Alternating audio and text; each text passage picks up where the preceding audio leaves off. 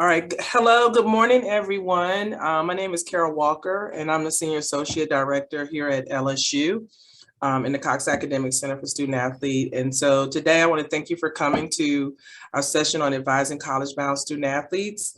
And today it's presented by Anna Colette, who is at Lake Forest High School. She's an aquatics instructor and the head coaching for water polo. That's exciting. And then we also have Anthony Gliffe. He's a tech at Tech Center of DuPage, and he's a college and career pathway specialist. Questions at the end, when they're completed their presentation, you can just put them in the chat and then they will address them as they are posted. So we'll get started. Awesome. Thank you very much, Ms. Walker. I appreciate it. Good morning, everybody. I really appreciate you guys taking the time to be with Anna and me and talking about advising the college-bound student athlete. We are both former collegiate student athletes, both have coaching experience at the high school level, and then I currently work with a travel baseball organization, and I'm the director of college recruitment. And then previously to that, I've worked in higher education as an athletic and academic advisor. Anna, is there, before we get started, anything you'd like to add? Just a little bit of background to get our viewers more comfortable. Yeah, so my name is Anna Colletti. I am an aquatics director at Lake Forest High School, so a high school in the Chicagoland suburbs. I am also the head girls varsity water polo coach. I've been a coach for 5 years. I also have collegiate background in playing water polo at the club level. And I also created a water polo team at my high school. So we're really excited to be here with you guys. This presentation is very unique and different. So if you guys could go into an open mind, we'd really appreciate it. We're trying to shift the focus from your traditional college-bound student athlete talk, which dives in a lot to the NCAA initial eligibility requirements. And we wanted to cover a lot of different topics that we feel are very beneficial for student athletes and their families, as well as different stakeholders that work with those college-bound student athletes and families in the process. So we're going to definitely go over a refresher of NCAA, NAI, information, and then we're going to get kind of into the nitty-gritty and the unique decision-making model and different topics that we're going to go over. If you have any questions, please save them in the chat and we'll answer them at the end, and we'll give our contact information at the end as well. Okay, without further ado, Anna, take it away and we'll get going. Sounds good. So we're going to go right into traditional choices. So of course, when you think of traditional choices, you automatically think, okay, what am I looking at when I see myself going to the secondary level, right? Does that mean I will be commuting, living on campus, the location, how far away do you want to be from your family? How close do you want to be? Would you like warmer weather, colder weather? So kind of the generic, the general sense of where you want to be located. Do you want to go into the 4-year versus the 2-year? Do you want to be at a college that is small, medium, or do you want a big school that has a big campus? Also, then that goes into the type of college, right? Then you go into the majors, the academic programs. Does your college that you're interested in have that major that you are seeking out? And then, of course, the most important, I feel like, is the cost of the college as well, and how that looks like for you for financial aid and for your family. Also, what comes after that college is the job outlook. What are you looking at when you are, done with your major, done with college and your secondary education? And then are you going to enroll yourself, go on to graduate school if your program that you are desiring has you go into the next steps of graduate school? So what Anna's outlining here for you guys are traditional choices that juniors and seniors have to make in high school every year, regardless if they're a student athlete or not. So students at large have to go through these traditional choices. Student athletes have additional things that they need to consider and be aware of, and we are going to get into that. But first, we're going to hit a quick NCAA refresher, and we're going to provide you with some great resources. If you're interested in having those, we can definitely share those at the end. So let's get right into it, the NCAA refresher. And this is going to be really educational for stakeholders who are involved in the process with college-bound student athletes and their families. Student athletes need to register with the NCAA Eligibility Center if they plan on competing at the NCAA Division I or II level. Typically, I recommend this happening at the sophomore or junior year. Please keep in mind there is a cost to it. I believe it's $90 or so. So if student athletes and families are not sure where their son or daughter lies, I encourage them to create a free profile page while they're kind of figuring out where they fit. If they're a Division III student athlete, they do not have to worry about the NCAA Eligibility Center. If they're a junior college or going the NAIA route, there's a different process with that. They're going to meet eligibility requirements through years of approved coursework and test scores. So each high school in the NCAA high school portal has a list of their core courses in English, math, science, social studies, and additional courses that are usually a foreign language. They're going to take the grades that they earn in those courses. They have to meet so many years of that, and then they have to match it with a sliding test, a test score. Student athletes in collaboration with their counselor should begin planning at the start of freshman year, following the approved course list of your high school. Student athletes can send their test scores directly to the NCAA Eligibility Center, and counselors follow up with uploading transcripts to the NCAA Eligibility Center. Like I mentioned before, Division III student athletes follow the admission requirements set by the institution. And then some new legislation that's out. I know they have temporarily waived the testing requirements for the classes of 21, 22, and 22, 23 going into college. And there's additional legislation that they just might completely waive the testing requirement altogether. I think that is still in the works on an NCAA level. And then scholarships by division, in case you weren't aware, NCAA Division I and II can give athletic money, Division III does not. And then at the junior college level, if a junior college is Division I or II, they can give athletic money. A community college that is labeled Division III cannot. And then I want to get into kind of the specifics, diving in a little bit more, and then I'll show you some resources as well.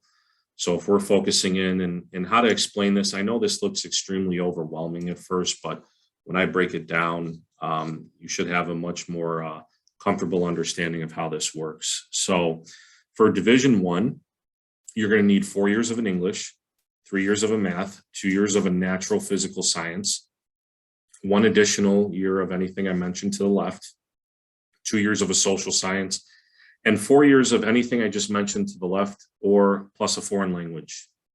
So then what's going to happen is the grades that the student athlete earns in these courses for these years is going to get compiled into a core GPA. And then as you can see here, the easiest way I like to explain this to student athletes and families is the higher your core GPA, the lower the test score you need. The lower your core GPA, the higher the test score you need. In terms of breaking down the SAT,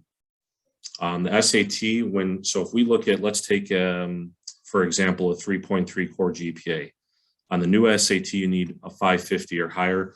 That is taking the reading and math sections combined. You have to be a 550 or higher, and the ACT sum score of a 44, that is adding up all the subsections of the ACT, and your score has to be higher than that. So it's not as overwhelming as it looks. At the Division II level, it looks a little different. The sliding scale is pretty much the same, but the years are going to be a little different. So you need 3 years of English, 2 years of a math, 2 years of a natural physical science, 3 years of anything additional, anything to the left, 2 years of a social science, and then 4 years of anything to the left plus a foreign language. The other thing that I like to make student athletes, families, and stakeholders aware of is that there's 3 different things that are separated with this, right? One, if an athlete is a Division I or Division II potential student athlete, they have to meet these academic requirements. That is different. They also have to meet their high school graduation requirements, and they have to be admitted to the school. So all 3 of those things have to be checked off if they want to proceed forward. I think a lot of people in my experience get confused and they say, well, if I meet the NCAA requirements, then I'm good to go. That is not true. You need to check off those other boxes as well with high school graduation and being admitted to the school. One of the things I've done to help with school counselors and stakeholders that I've worked with and have given this presentation to is I like to highlight some things that I've created during my internship experience. This is a core course tracker. This has been really helpful with the school counselors that I've worked with. This is a really good sheet for your student athletes, your families, and your school counselors to use when tracking the core courses throughout the 4 years. And it's a pretty straightforward Google Doc. Once you fill up all the boxes, you can be rest assured that you've met the requirements, so to speak. So I created a Division I core course worksheet, and I've also created a Division II one. So if these resources are something that might intrigue you or you're interested in having, I'd be more than happy to share this with you at the end of our presentation. So that's kind of a brief refresher. Like I said, I don't want to get too in-depth because I feel like a lot of these presentations go into that, and I wanted to give you guys something different to walk away with today.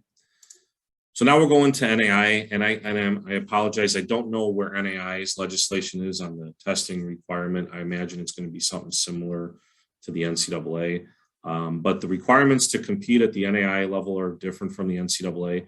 Student athletes need to register with the NAI Eligibility Center. Student athletes need to meet 2 out of the 3 requirements. They need to have a minimum of a GPA of a 2.0 on a 4.0 scale, or graduate in the top half of their high school class, or get an 18 composite score on the ACT, get an 18 or higher, or a 970 on the SAT or higher. Student athletes can send their test scores directly to NAI, and counselors can send transcripts through their high school portal. Transcripts sent this way are considered official. Okay, so that kind of goes in, that kind of finishes our refresher on the initial eligibility process for both NCAA, NAI. And here's the uniqueness of our presentation from this point forward. We're going to get into some really unique decision-making models and different things to consider throughout this process. And I am going to have Anna take our next slide, which is addressing 4 important things to think about when you start initially working with your student athlete and their family.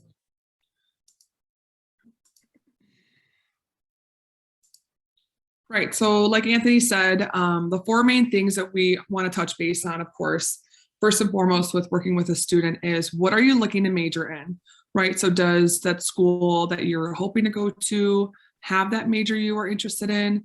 And then it goes on to the next part, right? Which is the main thing of being an athlete and having that athletic identity is, what athletic experience do you want? Do you want to play right away? So if a student comes to you and is like, I don't care, I want to play right away, this is what I'm really into. Or I don't mind sitting a couple of years out and then playing at the later end of the of my school season. And then, or I just want to be a part of the team. So you kind of have to figure out what experience they want overall. And then you go into which mindset are you? So is athletic driving the bus, or is academics? And then, or is it academics to athletics? Most important thing also with this is you want to get an objective assessment about your playing ability from a trusted coach. So for instance, I have an athlete who is very stellar. She's a great student or a great athlete overall. But when it comes to academics, she's like, I could care less. Like, I don't want to do this. I'm not really into it. I'm not interested in it. I just love the sport. I just love playing water polo. And to me, that's great. I love that, of course, because you want that motivation. But at the end of the day, you have to have, you have to be eligible to play. And that's very important to be a part of a team. So if I get a coach that calls me and asks me about, so say she was going to the D2, D3 level or D1 level, and they ask me about what does her grades look like? What is her commitment to school and academics? And I would have to give an honest assessment or my honest feedback about it and say, you know what? It just doesn't do it for her. She's not she's not an academia person. She's more athletics, and that drives her bus. So you want to make sure you are setting that coach up for success, because if that coach has an overall GPA for that team, that's very important. And one person can, kind of deter and mess it up. So we have to make sure that the objective assessment is very, very important, and from a trusted coach.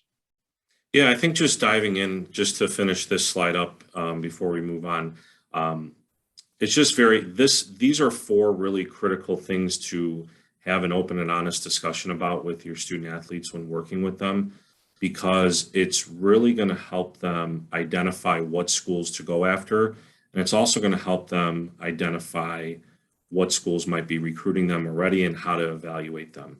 And I just want to say, when it comes to the athletic experience and the mindset part, there is no right or wrong answer. Okay. When we talk about mindset versus athletics driving the bus versus academics, it's like a 1A and 1B. Both are extremely important, but what's coming before? What's the one that's like Anna said, what's driving the bus? What's a little bit more important in that process? And I can give you an example of myself when I played Division II baseball. I was looking to play baseball and get an education versus looking to get an education and then play baseball. Both were extremely important to me, but one just was a little bit before the other in my decision-making process. And I think that's okay. So these 4 questions really allow a student to gain some autonomy and have some ownership in this process. And I think that these are 4 questions that I tell stakeholders who are not familiar working with student athletes. These are 4 questions that will really help drive the conversation and start to get in depth more.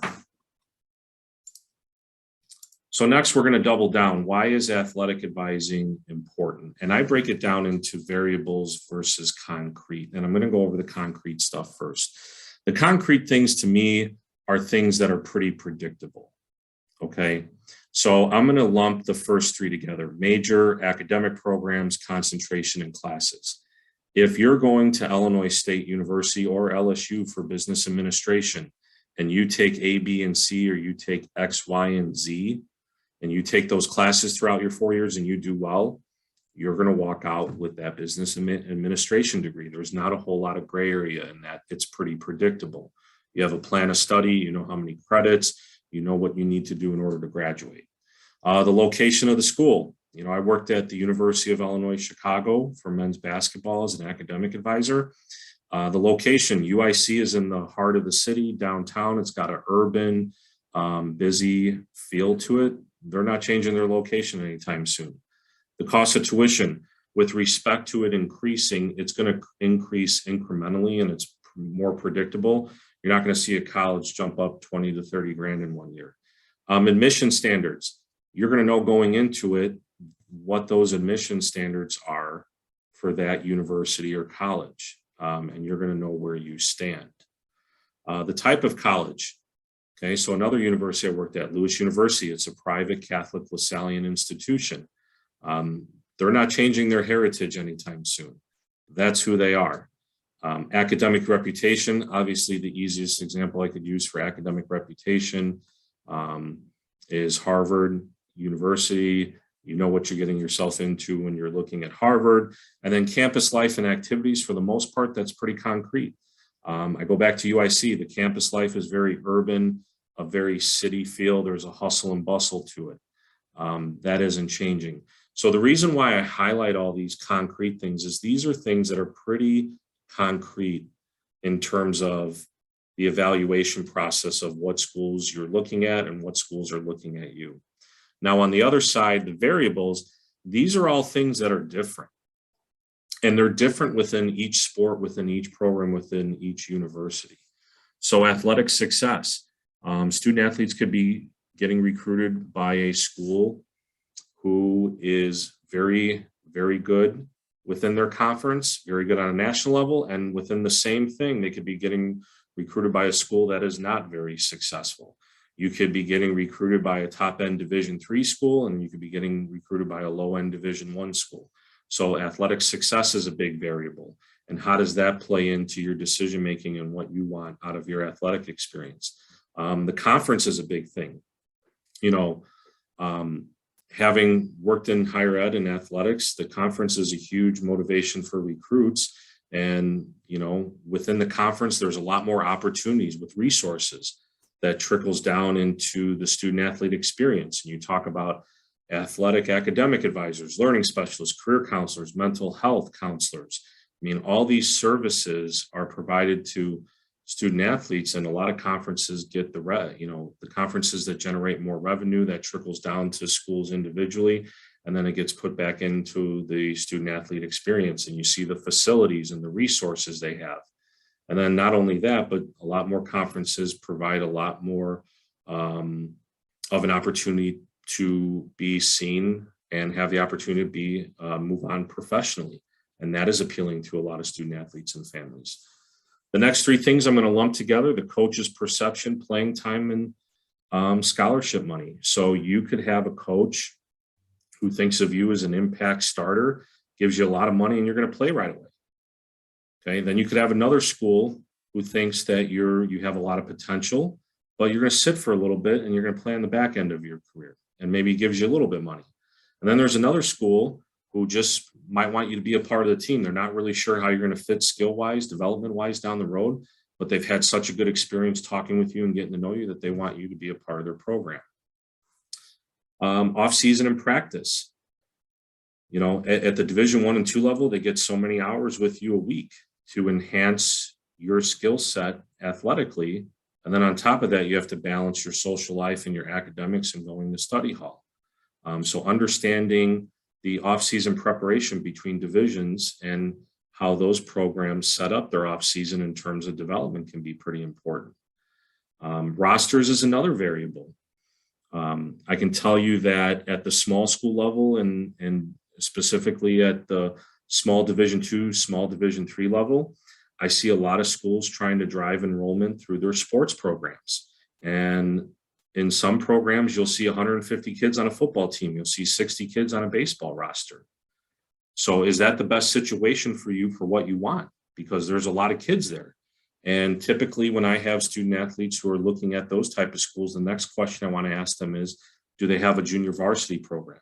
And how well is that junior varsity program run? Some programs do a really great job of running them and some do not. So it's just about making those students and families do their homework up front so they're aware of those kind of things. We touched on the resources. Obviously at the high level Division I level, you have a lot of resources that are available to student athletes. You know, when I mentioned some of them earlier, your athletic advisors, your athletic student mentors, your career development people, your mental health people, learning specialists, a tutoring coordinator, all those different people are there to serve student athletes. And as you kind of work down the divisions and get into the smaller school level, you see less and less of that. You know, at UIC, we had 5 staff for 350 of our student athletes. At Lewis, I was one person for 450 Division II student athletes, spanning across 22 teams. And then the schedule. Everybody's schedule is different. As you look through the schedules and divisions, they get more competitive, they get longer, the travel's bigger, it becomes more rigorous. So this is why, in my opinion, including the athletic piece in our conversations is so critical, and being able to explore those variables versus that concrete in terms of what the student athlete and the families are looking for, not only from themselves, but also what's being presented to them on the recruiting front. So I think that piece and going through this in depthly is extremely important.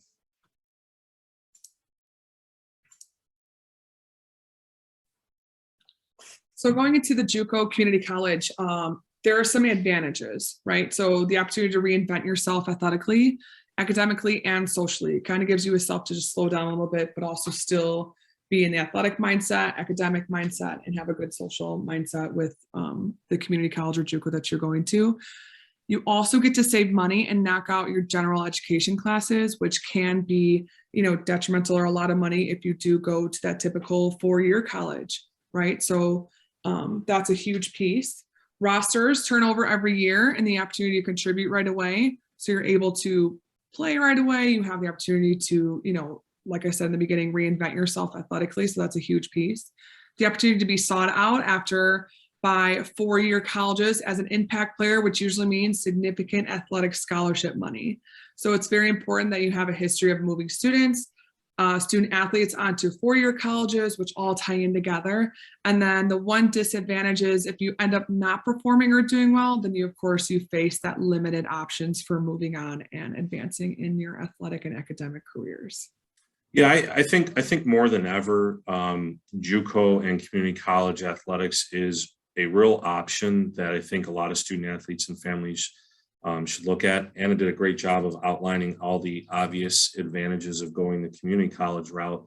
that tackle a lot of different areas, not only athletically, financially, but academically and socially. And here's the other piece why community college and JUCO, athletics is more important than ever. The transfer portal is blowing up like crazy in terms of, NCAA student athletes wanting to move from school to school. And a lot of times, our high school kids right now really kind of got hurt by COVID in a way, because it's created a backup in the NCAA in terms of rosters and giving all the athletes an extra year. If you're a college coach and you're looking at that transfer portal, are you going to take a kid from another Division I school who already has college experience, or are you going to take the kid out of high school? I would think most coaches would want to go with the experienced kid. So for that high school kid, JUCO might be the next best option to give themselves 2 years to develop and then be sought after by those four-year universities. So I think JUCO has become more important than ever, especially because of this transfer portal, because I don't think coaches are going to take as many chances on high school kids when they can pull a kid who's already competed at the collegiate level out of the transfer portal. So that's pretty important as well. So when you think of social media, you automatically think of, Facebook, Instagram, LinkedIn, Twitter, right? So there's a few advantages. So it's a great way to put yourself out there to college coaches. I see Twitter being utilized a lot. I personally have a team Twitter for my families, my students. It's kind of just a way to get yourself out there in community, and also to college coaches and programs that are across the state, across the United States. It's huge. So you want to make sure you create a profile, you put it on, and it's completely free. You could post your academic, your athletic, your contact information, any accolades you've earned, as well as any video you playing. You could put that in, your little bio, and it's really, really good. And then coaches kind of already have that, something to talk about with you as well. Like, hey, I saw that you were an all-state or all-academic athlete. Can you tell me more about that, right? Follow the schools and coaches you are interested in. Hopefully they will follow you back, which would be huge. But also, too, don't be afraid to direct message when appropriate. I always have random, coaches and colleges will message me and say, hey, can you tell me a little bit more about your program? Or I would love to interview you about your program, because I built it up over the last 5 years. So don't be afraid, of course, as I'm speaking from a coach's standpoint, to have that open lines of communication, because then it could also help your athletes get out there and also have that communication with them as well. And then also it has the potential to find camps or showcases with specific colleges. So I follow these camps. Like for me, there's a lot of camps that are happening that I always give to my girls who are, hey, I want to do more goalie training. There's camp coming up in June. I'll send that to them. I'll send it out to the family. So it's good on the coaches level, the students level, the student athletes level, and it's really, really good. And there's just, a lot of opportunities with that. So of course, some disadvantages is the way that you use or interact on your social media account can hurt you with potential colleges and their coaches. You see that people like to go back 3 or 4 years. So it's nice to have a full clean slate, kind of make it that you have one personal account and you have also just your student athlete account. So, or to just completely make sure that you are following the appropriate social media, you just want to make sure that you are having a student athlete account, so you don't lose opportunities because of that. Yeah, and just from my end, being overseeing the college recruitment for an Illinois a travel baseball organization, social media is huge. I've actually had players get contacted by college coaches and offering them spots or scholarship money based off the video they post. So I try to do a really good job of promoting our players' videos through there. I encourage a lot of our players to follow the colleges that they're interested in, and a lot of coaches will follow them back on their Twitter account. So I think it's huge, and I'm seeing a lot of student athletes getting recruited through social media, because a lot of these college programs don't have a recruiting budget that allows them to go out in person and to see all these kids in person. So I think a lot of coaches are utilizing social media. And like I said, the biggest disadvantage is if you start following inappropriate things or anything like that, you can lose a lot of opportunities because of that. So I want to talk about recruiting timelines. This is something that has come up in my work as a director of college recruitment, working with my student athletes. And I think this is really important to know for student athletes and families and stakeholders. Every student athlete falls into one of three different recruiting timelines based on their ability level, development, and sport. There are advantages and disadvantages to all. The first one is the top player. They are doing extraordinary things at a young age on a national level. A lot of these athletes will typically verbally commit to a school during their freshman, sophomore, or junior year. Okay, so like I said, these are athletes, regardless of their sport, they're on a national level. They have a national presence because of their ability level. Their recruiting is going to happen a lot sooner. I'll give you an example. We had a kid in our program last year with the Illinois Lightning baseball who, as a sophomore, was throwing 88 to 91 miles an hour. And I'm getting calls from all these Division I coaches about him throughout the summer. And then in this past fall in September, he took his visit, and then he ends up making a verbal commitment to these schools. So his recruiting timeline happened a lot sooner than most of the players. The second one is the most common, in my opinion. This is your typical timeline where the recruiting process happens after your junior year into the summer, going into the fall of your senior year. So after your junior season on varsity, that summer going into the fall is the most typical timeline where the recruiting process happens. That's where it happened for me when I played in college and when I was looking at colleges through the high school process. And then the third timeline is the late bloomer. For the athlete who flies under the radar, but then hits a growth spurt and has a big senior year, his new and improved skill set and development attracts a whole other level of colleges, ends up committing late in his senior year or over the summer. So this is definitely something that can happen. Obviously, the advantage and the positive side of it is, hey, you developed and now you put yourself in a whole new category. The downside to this is now you just shrunk your window on being able to find a team and make a decision. So at the end of the day, all the student athletes are going to fall into one of these three timelines, in my opinion, and there's no right or wrong one. It doesn't mean anything bad or worse or better for you, but just trying to break these apart, I think, can really help student athletes and families and stakeholders understand this process a little bit better. Important considerations. So these are things that have come up in my work that I think are really important to consider, and I want to talk and address these things. Verbal commitments I'm seeing are huge now. The biggest thing that I see on Twitter is, hey, I'm committing to Louisville for baseball as a sophomore. And I think a lot of student athletes and parents get caught up in this hype, and then they feel like they're not doing enough, or their son or daughter isn't doing enough, and now they got to get better. And it just creates a whole lot of chaos.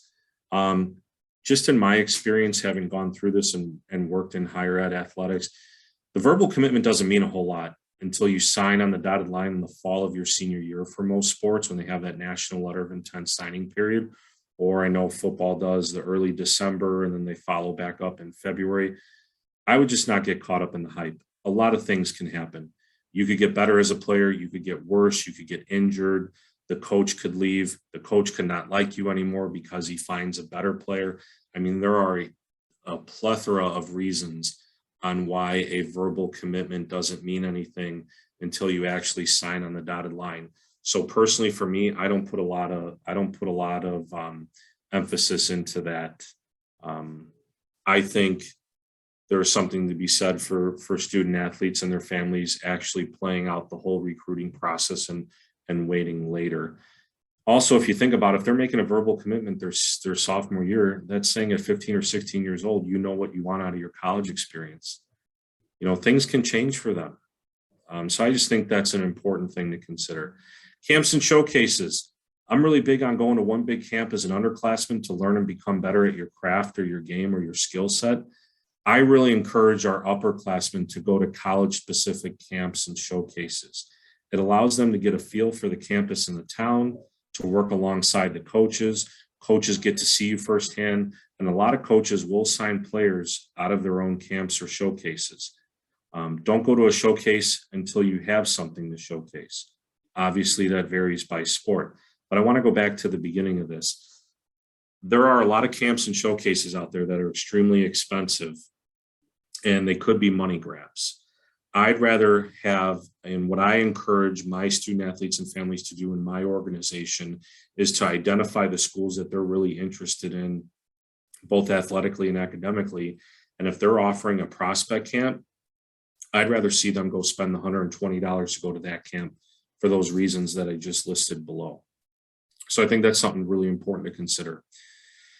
Another big topic that I get amongst stakeholders and student athletes and families are recruiting companies. And I'll just tell you this: if you're willing to put in the work, do not do it. If you're not willing to take ownership, sign up and spend the extra money to be seen by schools you would have already gotten to all on your own.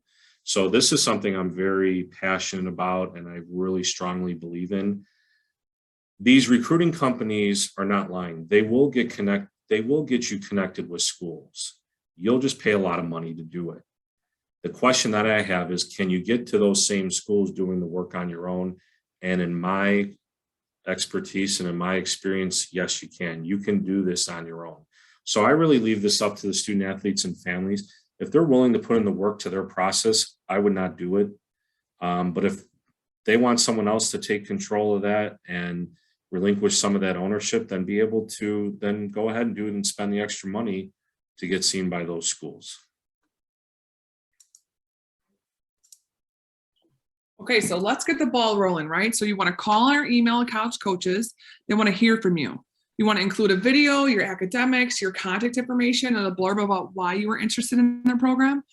Also, where each college has these programs, they always have recruiting questionnaires. So you want to go to that right away and go right into the system and get that process started, because then it goes right into their system.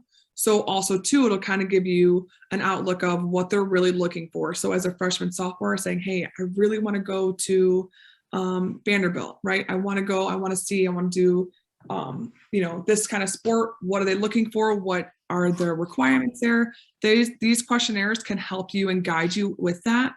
You also want to research the program, the academics, evaluate the roster, the schedule, success of the team, the JV program. When I had a girl a couple of years ago who was interested in playing polo, we would go through each of the rosters and say, okay, where are they pulling these athletes from, right? What are their stats? Let's look and see the comparables. Okay, not a lot of girls coming out of Illinois, but that's okay. Do you meet these stats? Do you see these requirements? And then you kind of just pick and choose and say, okay, which program do you think could be successful in? And also then you go back to, okay, does that college have my major? Is it a big campus? So you kind of go back to those questions that we asked in the beginning. And then the student athletes have to see themselves outside of the sports at the college and university level. So, and that will happen during the visit. Now, what does that campus look like to you? Is that, how is the social scene? Is it a smaller campus? How's the quad? What kind of activities? What kind of extras are there as well?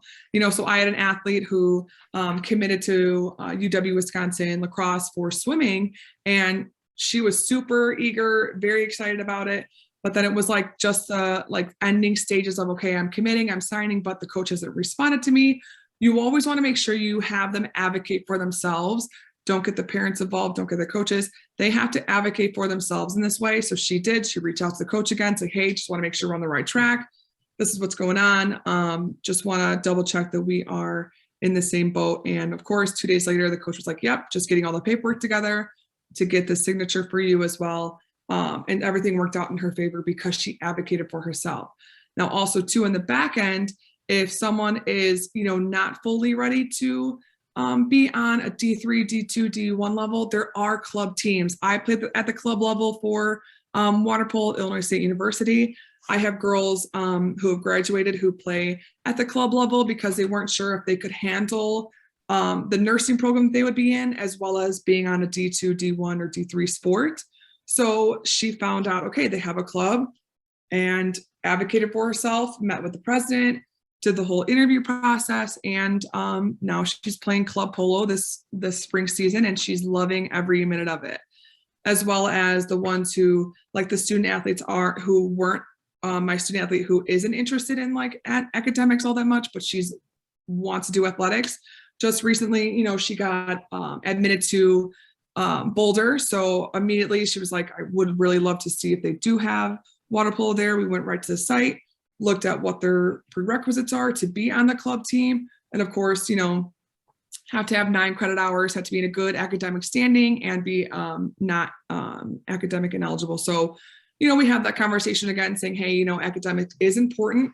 The school wants to make sure you're committed, as well as the team too, because club teams also have a limited roster as well. So that's another way to get the ball rolling. Yeah, just to finish up a couple of final thoughts, right? So the student athletes, having to see them outside of the sports at the college or university, it's really important that if a student athlete were to get injured or quit the team, that they can still see themselves being successful at that university. And that really happens during the visit. And I think Anna also brought up a really great point with club sports. You would be surprised at how competitive these club teams are within the respect to their given sport. And that could be a great option for student athletes that want to continue on, but maybe don't want the Division III or the actual NCAA sponsored sport and experience. Right, and you still get exposed to schools that you would not normally play in a regular season. So it's actually really, really big at the club level as well. So I know we threw a lot of information at you guys. I really appreciate you taking the time to listen to us, and I hope that the way we break down things and the uniqueness of our presentation, I hope you took something away from it.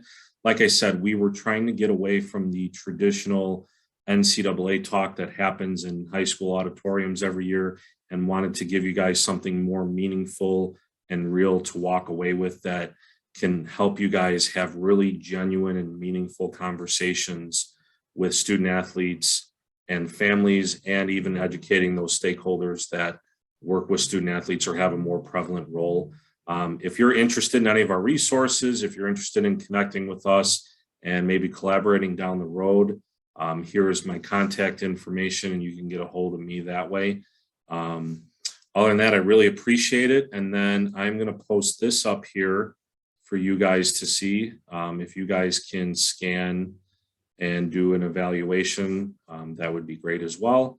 And then Ms. Walker, if you'd like to jump in and kind of finish this up. Does anybody have any questions or anything you want to enter in the chat before we step away?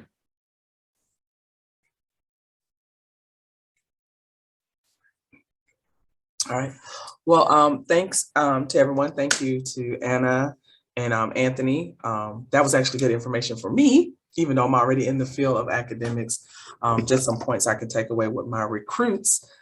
Even though right now it's a fluctuation of transfers, I do enjoy talking to freshmen, senior high schoolers, because they're open to everything. So, but if everyone could just take the time to scan the QR code and provide the evaluation, we would greatly appreciate it. And again, thank you so much. Thank you guys. We appreciate your time today.